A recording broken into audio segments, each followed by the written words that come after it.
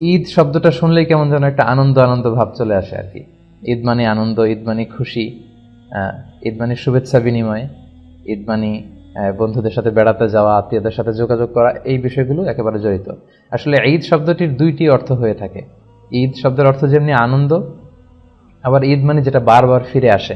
আদা ইয়াউদু, আদা ইয়াউদু মানে যেটা বারবার আসে, বারবার ফিরে আসে। তো ঈদ হচ্ছে এমন একটি আনন্দ উৎসব যেটা বছরান্তে দুবার ফিরে আসে প্রতি বছর। এবং বিশেষ করে ঈদুল ফিতরের বিষয়টা কিন্তু খুব বেশি আনন্দ ঘন, কারণ এটার জন্য আমরা একদিন, 2 দিন, 3 দিন করতে করতে প্রায় 29 বা 30টি দিন পর্যন্ত অপেক্ষা করি।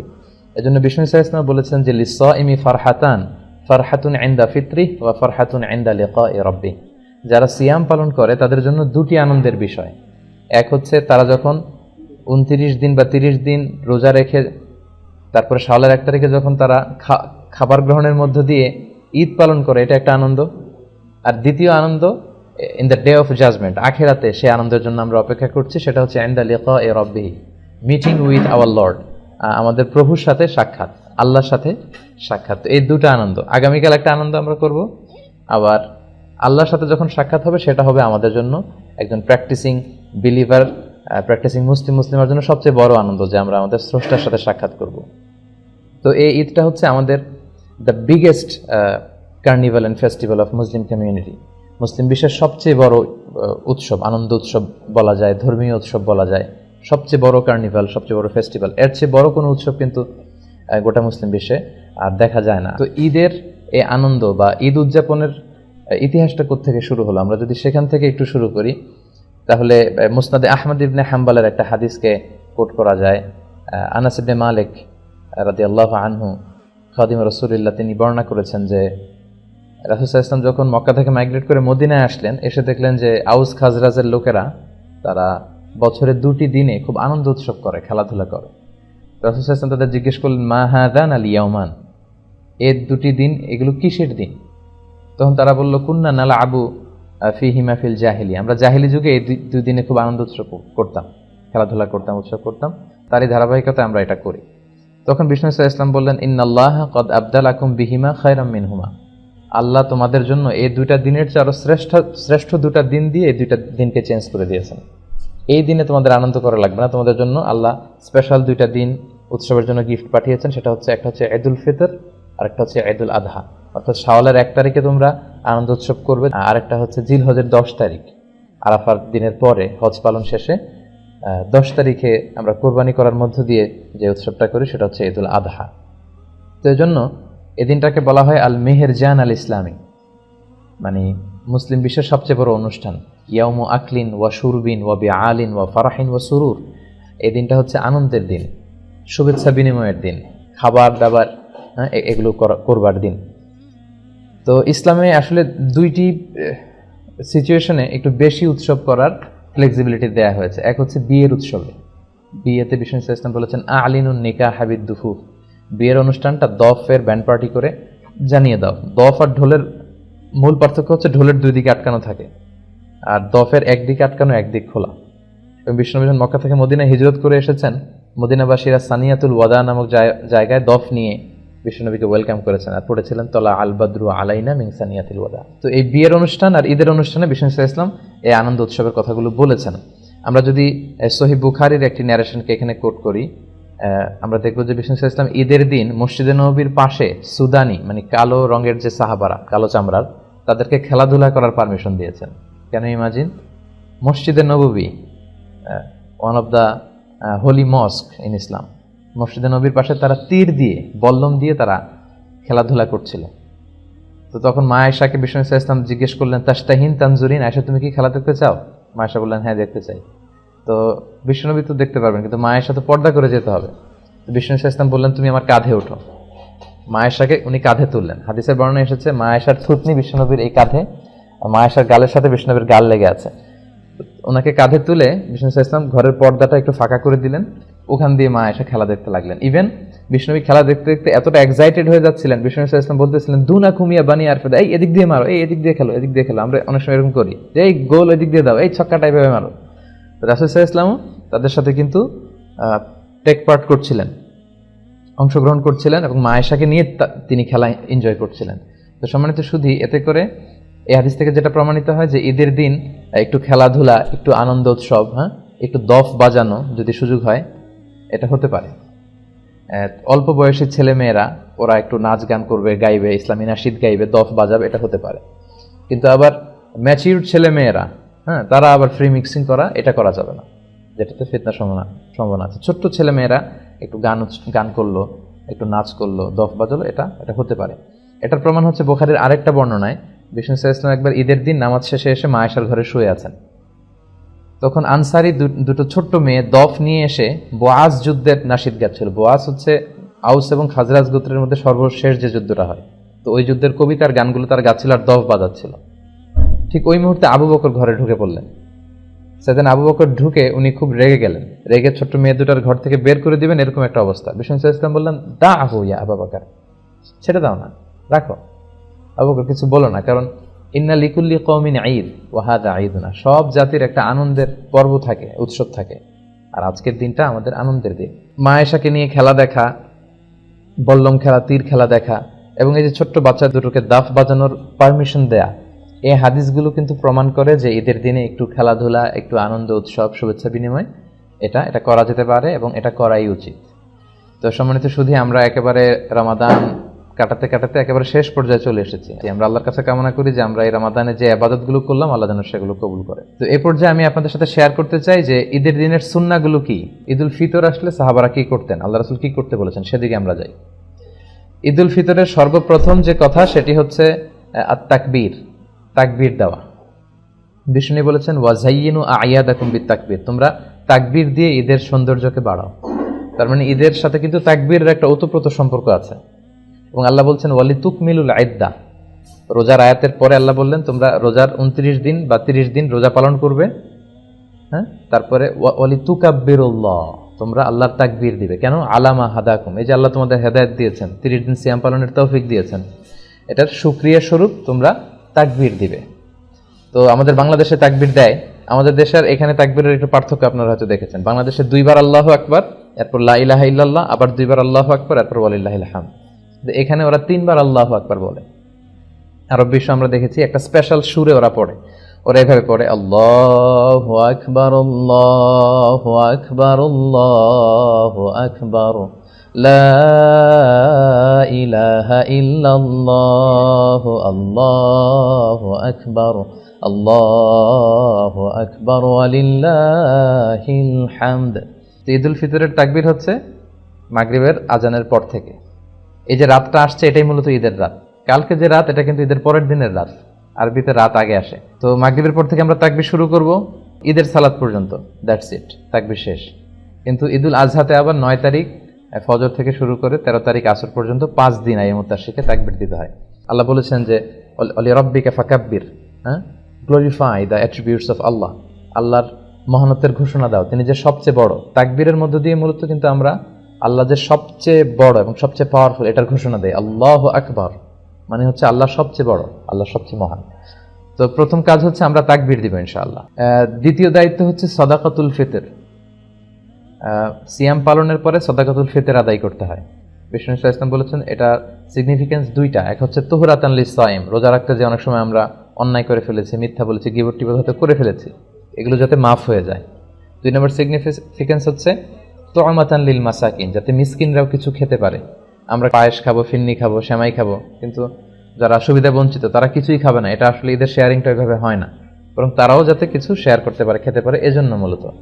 আর সম্মানিত শুধু এটা অবশ্যই এটা ডেডলাইন হচ্ছে ঈদের নামাজ। ঈদের নামাজের আগে আপনাকে পে করতে হবে। ঈদের নামাজের পরে দিলে কিন্তু সাদাকাতুল ফিতরের সওয়াবটা আর হয় না। বিষ্ণু বলেছেন মান আদ্দাহা ক্বাবলা সালাত ফাহিয়া যাকাতুন মাকবুলা, যারা ঈদের সালাতের আগে এই সাদাকাতুল ফিতরটা দিয়ে দিল এটা কিন্তু অ্যাকসেপ্টেড একটা সাদাকাতুল ফিতর হবে। ওমান আদ্দাহা বা'দা সালাত, আর ঈদের সালাতের পরে যদি সাদাকাতুল ফিতর আপনি দেন তাহলে ফাহিয়া সাদাকাতুম মিনাস সাদাকাত, এটা নরমাল চ্যারিটি হবে, আপনি সাদাকাতুল ফিতরের সওয়াব পাবেন না। এজন্য ঈদের সালাতের আগে আমরা এটা আদায় করব। খাবার দিয়ে দিতে বলেছেন বিষ্ণু ইসলাম। 4টা খাবারের কথা পাওয়া যায়, খেজুর দিয়ে, জব দিয়ে, বার্লি দিয়ে, কিশমিশ দিয়ে।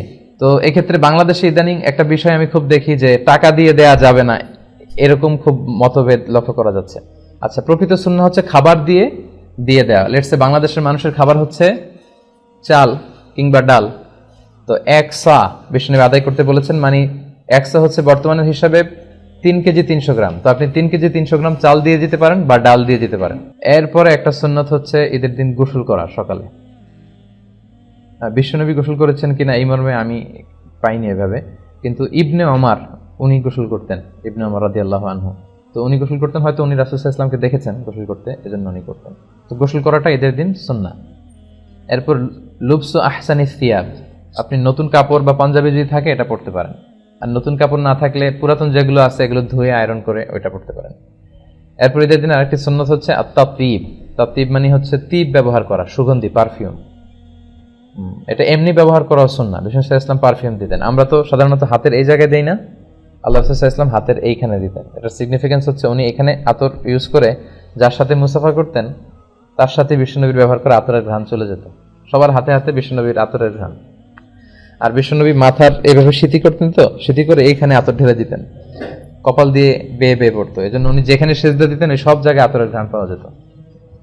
হাদিসে এসেছে আরবাউন মিন সুনানিল মুরসালিন, 4টা হচ্ছে সব নবীদের সুন্নাত। এই 4টা সুন্নাত সব নবীদের মধ্যে পাওয়া যায়।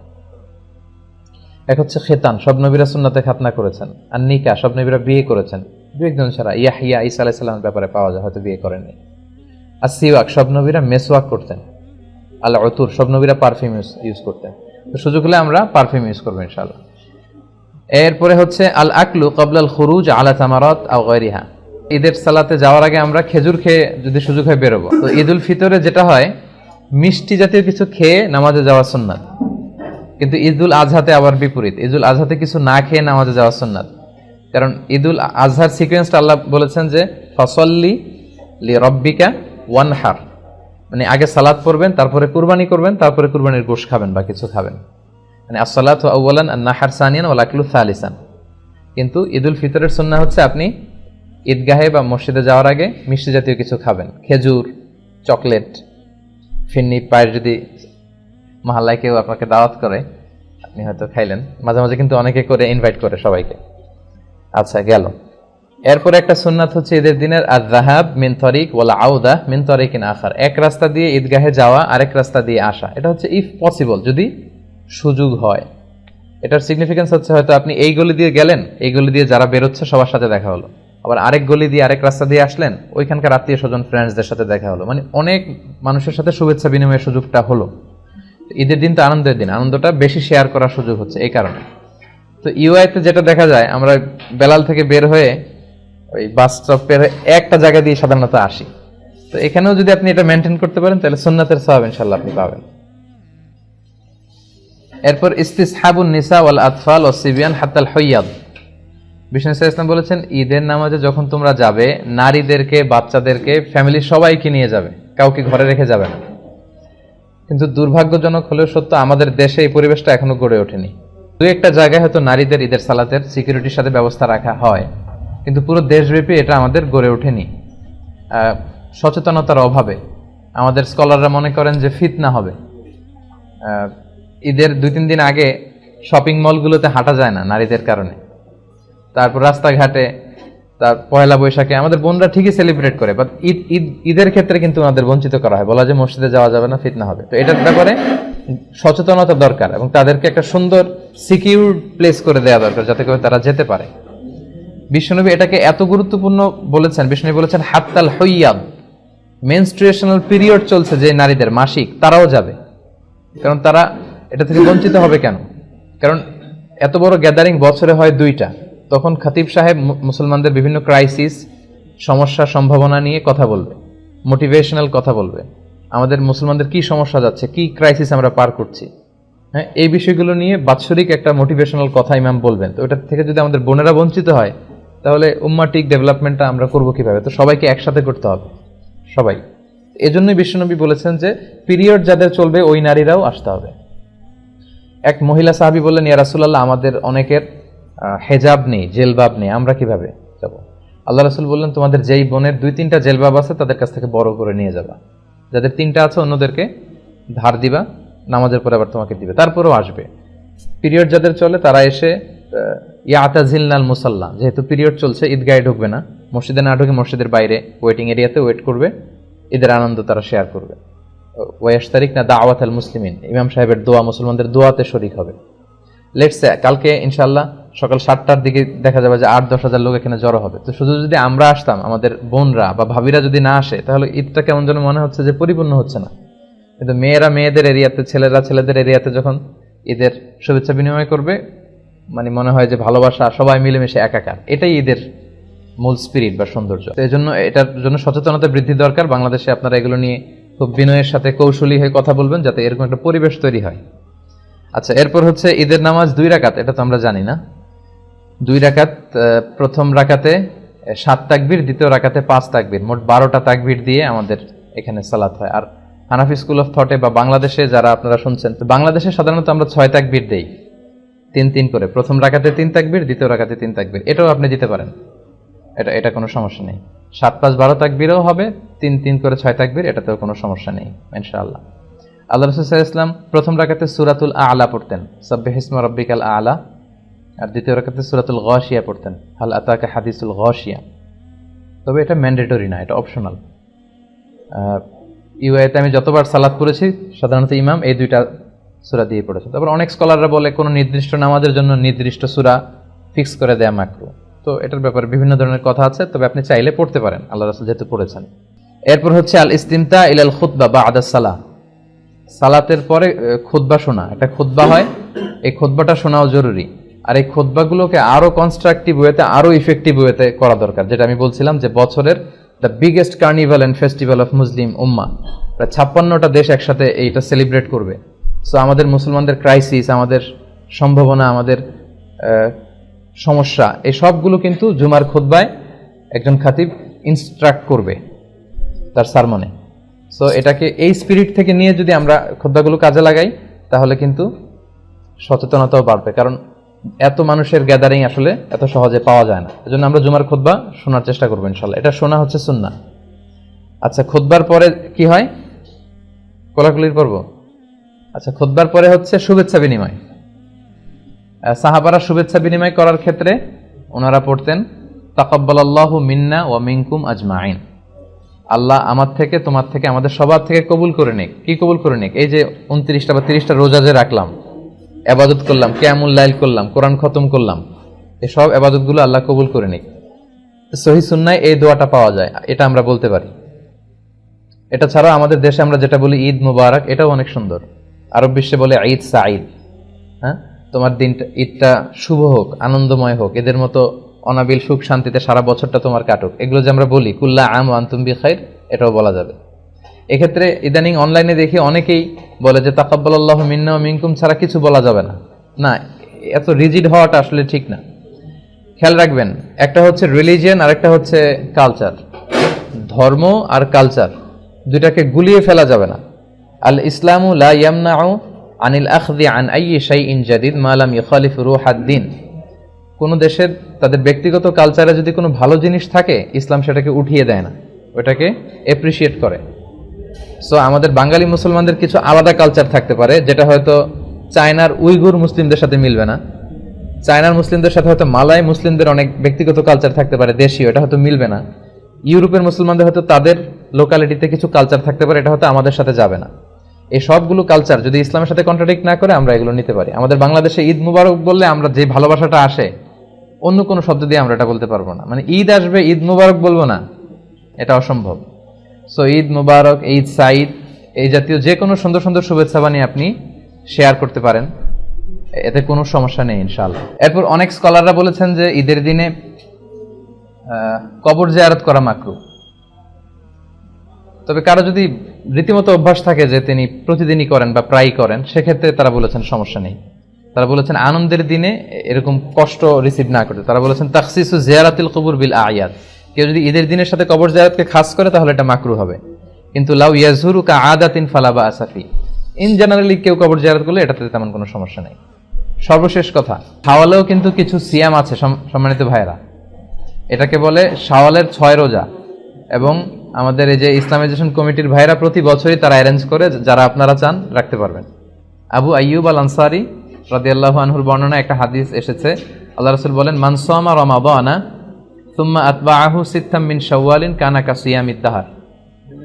যে রমজানের রোজা রাখলো, তারপরে আরো 6টি রোজা রাখলো শাওয়াল মাসে, তাহলে সে যেন পুরো বছর ব্যাপী রোজা রাখলো। তো এই সওয়াবটা যাতে আমরা মিস না করি, আমাদের যদি সুযোগ হয়, ঈদের দিনে তো রোজা রাখা হারাম, ঈদের পর দিন থেকে শাওয়ালের 30 তারিখ পর্যন্ত যে কোনো সময়ে একসাথে লাগাতার কিংবা গ্যাপ দিয়ে দিয়ে আপনি চাইলে এই রোজাগুলো রাখতে পারেন। আমরা বলেছিলাম রোজা রাখা বা ঈদ পালন করা এটা চাঁদ দেখার সাথে সম্পৃক্ত। বিষ্ণু বলেছেন সুমুলি রুইয়াতিহি ও আফতিরুলি রুইয়াতিহি। কিন্তু চাঁদের ঘূর্ণায়মান প্রক্রিয়া বা অ্যাস্ট্রোলজি, জ্যোতির্বিজ্ঞান এতটা ডেভেলপ করেছে, মানুষকে আল্লাহ ওই জ্ঞান দিয়েছে যে আগ থেকেই মানুষ এগুলো অ্যাজিউম করতে পারে। আর আমরা বলেছি এটা মুসলমানদের সবচেয়ে biggest carnival and festival of Muslim উম্মাহ, সবচেয়ে বড় আমাদের ধর্মীয় উৎসব। এটার ব্যাকগ্রাউন্ড কি? রাসূল সাল্লাল্লাহু আলাইহি ওয়াসাল্লাম মদিনায় যেয়ে দেখলেন তারা 2 দিন ঈদ আনন্দ পালন করে, খেলাধুলা করে। তখন তারা বললো যে জাহিলি যুগে আমরা করতাম, তার ধারাবাহিকতা এখনো করি। তখন বিষ্ণু বললেন যে আল্লাহ এই 2 দিনের চেয়ে শ্রেষ্ঠ 2টা দিন তোমাদের দিয়েছে, এক হচ্ছে শাওয়ালের 1 তারিখ, আর এক হচ্ছে জিলহজের 10 তারিখ। তোমরা এখন থেকে ওই 2টার পরিবর্তে এই 2টা দিনে ঈদ উৎসব করবে। এভাবে এটার মানে ঐতিহাসিক ব্যাকগ্রাউন্ড হচ্ছে এইভাবে ঈদ শুরু হয় আর কি। এবং এটা আনন্দ, উৎসব, খেলাধুলা, হ্যাঁ, এগুলোর দিন। এবং বিষ্ণু সাল্লাল্লাহু আলাইহি ওয়াসাল্লাম 2টা অনুষ্ঠানে একটু বেশি ফ্লেক্সিবিলিটি দিয়েছেন। আমরা বলেছিলাম একটা হচ্ছে বিয়ের আনন্দ উৎসব, আর একটা হচ্ছে ঈদ উৎসব। আলিনুন নিকাহ হাবিদ দুফুফ, বিয়ের ঘোষণাটা দফের ব্যান্ড পার্টি করে জানিয়ে দাও। দফ আর ঢোলের নীতিগত পার্থক্য আমরা বলেছিলাম, ঢোলের 2 দিকে আটকানো, দফের একদিকে আটকানো, একদিক খোলা। বিষ্ণুনবী যখন মদিনায় এসেছিলেন সবাই তলা আল বাদরু আলাইনা গানটা গেয়েছিল আর দফ বাজিয়ে বিষ্ণুনবীকে ওয়েলকাম জানিয়েছিল। এবং আমরা দেখেছি যে বিষ্ণু সাল্লাল্লাহু আলাইহি ওয়াসাল্লাম মসজিদে নববীর পাশে ঈদের দিন খেলাধুলা করার পারমিশন দিয়েছেন এবং মা আয়েশাকে কাঁধে তুলে পর্দা ফাঁকা করে ওনাকে খেলা দেখতে দিয়েছেন। এবং বিষ্ণুনবী এতটা এক্সাইটেড হয়ে গিয়েছিলেন, বিষ্ণুনবী বলতেছিলেন যে দুনা কুমিয়ে বানি আরফে দেয়, এইভাবে তীর মারো, এইভাবে খেলো, যেটা আমরা ফুটবল খেলা দেখতে গেলে আমরা এক্সাইটেড হয়ে যাই এবং বলে এই গোল দাও, এদিকে দাও, এদিকে দাও। তো তার মানে ঈদের দিনে যে একটু অতিরিক্ত উৎসব করা যায়, এটার পারমিসিবিলিটি এই হাদিস থেকে আর কি আমরা পাই। এরপর এক ঈদের দিনে বিষ্ণু সাল্লাল্লাহু আলাইহি ওয়াসাল্লাম মা আয়েশার ঘরে শুয়েছিলেন, তখন আনসারি 2 ছোট্ট মেয়ে দফ বাজাচ্ছিল আর বুআজ যুদ্ধের গান গাচ্ছিল। আবু বকর এটা দেখে ধমকে ওদেরকে বের করে দিতে চাইলেন। বিষ্ণু বললেন দা আহুমাই আবু বকর, হে আবু বকর ছাড়ো, রেখে দাও, কারণ লিকুল্লি কওমিন ঈদ ওয়া হাদা ঈদুনা, সব জাতির একটা উৎসবের দিন আছে, আজকে আমাদের উৎসবের দিন। তো ছোট বাচ্চারা চাইলে দফ বাজাতে পারে, ছোট্ট ছেলে মেয়েরা তারা নাচ গান, দফ বাজানো এগুলো করতে পারে, কিন্তু প্রাপ্তবয়স্ক নারী পুরুষ ম্যাচিউরড কেউ এই ফ্রি মিক্সিং এ অংশগ্রহণ করতে পারবে না। তাহলে এই জাতীয় খেলাধুলা, উৎসব, দফ বাজানো, এইভাবে আমরা ঈদের শুভেচ্ছা বিনিময় এগুলো করে ঈদের আনন্দ প্রকাশ করতে পারি। তারপর ঈদের দিনের কি কি সুন্নাহ? আমরা প্রথমে বলেছিলাম তাকবীর দেয়া মাগরিবের আজানের পর থেকে ঈদের নামাজ পর্যন্ত, কিন্তু ঈদুল আজহাতে আবার এটা 9 তারিখ ফজর থেকে 13 তারিখ আসর, 5 দিন আইয়ামুত তাশরিকে, কিন্তু এখানে হচ্ছে শুধু এই অল্প একটু সময়ের জন্য আর কি তাকবীর। সেক্ষেত্রে বাংলাদেশে আল্লাহু আকবার 2 বার বলে, আরব বিশ্বে 3 বার বলে, দুটোই পড়া যাবে, কোনো সমস্যা নেই।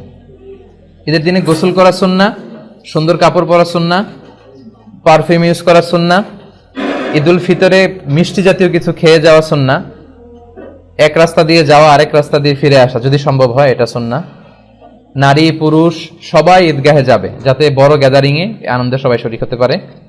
ঈদের সালাত 2 রাকাত, ঈদের সালাত আদায় করা সুন্নাতে মুআক্কাদা অনেকে বলেছেন, কেউ বলেছেন ওয়াজিব। তবে পার্থক্য হচ্ছে অতিরিক্ত 12টা তাকবীর দিতে হয়, প্রথম রাকাতে 7টা, দ্বিতীয় রাকাতে 5টা, কিন্তু হানাফি স্কুল অফ থটে 3টা করে 6টা। ঈদের খুতবা শোনা সুন্নাহ, আর খুতবাটাকে আরো কনস্ট্রাকটিভ ওয়েতে দেওয়া উচিত। শুভেচ্ছা বিনিময় করা সুন্নাহ, সাহাবারা দেখা হলে বলতেন তাকাব্বালাল্লাহু মিন্না ওয়া মিনকুম, আল্লাহ তোমাদের আমাদের সবার আমলগুলো কবুল করুক।